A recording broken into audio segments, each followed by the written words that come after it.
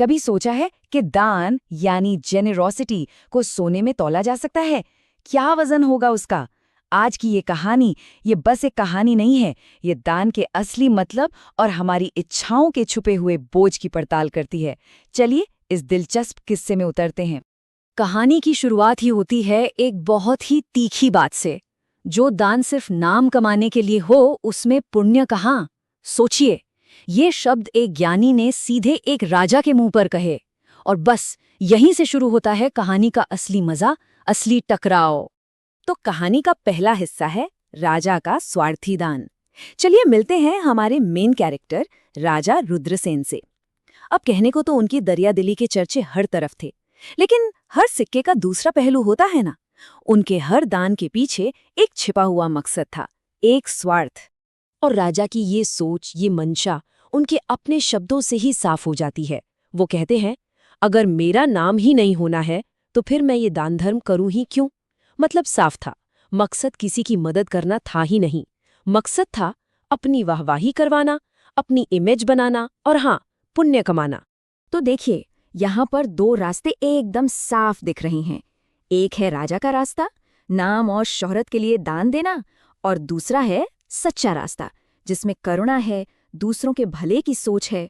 देखा जाए तो एक तरफ सिर्फ एक सौदा है, एक ट्रांजैक्शन, और दूसरी तरफ एक असली सच्चा काम। अब आता है कहानी का दूसरा हिस्सा, राजा के लिए एक चुनौती। यहाँ कहानी एक मजेदार मोड़ लेती है। एंट्री होती है श्री हरि नाम के एक बहुत ही ज्ञानी ब्राह्मण की। और ये कोई आम ज्ञानी नहीं थे। कहते हैं वो लोगों के मन की बात तक पढ़ लेते थे। और ये ब्राह्मण आते ही सीधे राजा से टकरा जाते हैं। भरी सभा में कह देते हैं कि आपका ये दान तो खोखला है। अब राजा को ये बात कैसे बर्दाश्त होती? गुस्से में आकर उन्होंने फौरन ब्राह्मण को सभा से बाहर निकलवा दिया। लेकिन असल में यहीं से उस सबक की शुरुआत हुई जो राजा को मिलने वाला था। तो अब कहानी और दिलचस्प होती है। वो ब्राह्मण सभा से निकाले जाने के बाद एक गरीब आदमी के पास जाते हैं जिसका नाम था रामनाथ। उसे एक जादुई तावीज देते हैं और कहते हैं, जाओ और राजा को भरी सभा में एक चुनौती दो। चुनौती बड़ी सीधी सादी थी।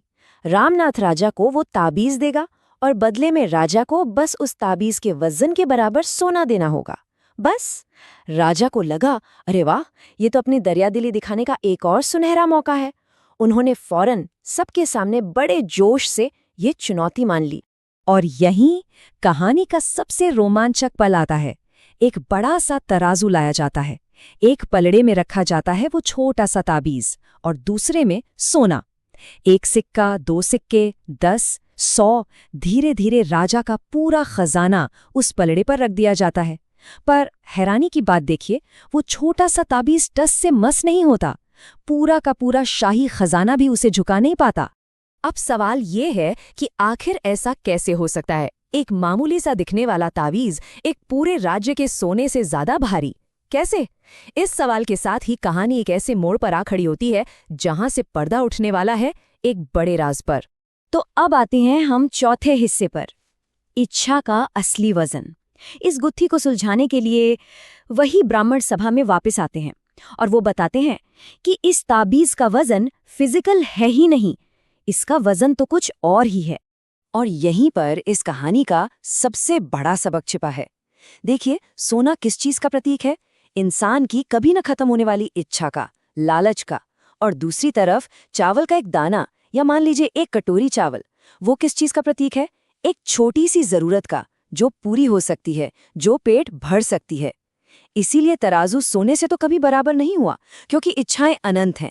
लेकिन जैसे ही जरूरत की चीज रखी गई, वो फौरन बराबर हो गया। तो जो असल चीज यहाँ पर वजनदार थी, वो थी आकांक्षा। आकांक्षा यानी डिजायर या इच्छा। कहानी हमें यही सिखाती है कि हमारी जो मटीरियल इच्छाएं होती है ना, वो कभी खत्म नहीं होती, वो अनंत हैं। जबकि असल जरूरत वो बहुत छोटी होती है और आसानी से पूरी भी हो सकती है। उस ताबीज का वजन असल में रामनाथ के मन में जगी उस बेहिसाब दौलत पाने की आकांक्षा का वजन था। और अब कहानी का आखिरी हिस्सा, राजा का सबक। ये सब देखने और समझने के बाद आखिरकार राजा को अपनी भूल का एहसास होता है। वो सिर झुका लेते हैं। ये वो पल था जब राजा को दान का, जेनरोसिटी का असली मतलब समझ में आता है। राजा का ये जो बदलाव है, इसे हम 3 स्टेप्स में देख सकते हैं। सबसे पहला स्टेप था एहसास। उन्होंने माना कि हाँ, मेरे इरादे गलत थे, उनमें मेरा घमंड था। दूसरा स्टेप विनम्रता। उन्होंने उस ब्राह्मण के ज्ञान के आगे सिर झुकाया। और तीसरा और सबसे जरूरी स्टेप संकल्प। उन्होंने कसम खाई कि आज के बाद वो दान अपनी शोहरत के लिए नहीं, बल्कि अपनी प्रजा की भलाई के लिए करेंगे। तो इस पूरी कहानी से हमारे लिए क्या सबक है? चलिए जल्दी से देखते हैं।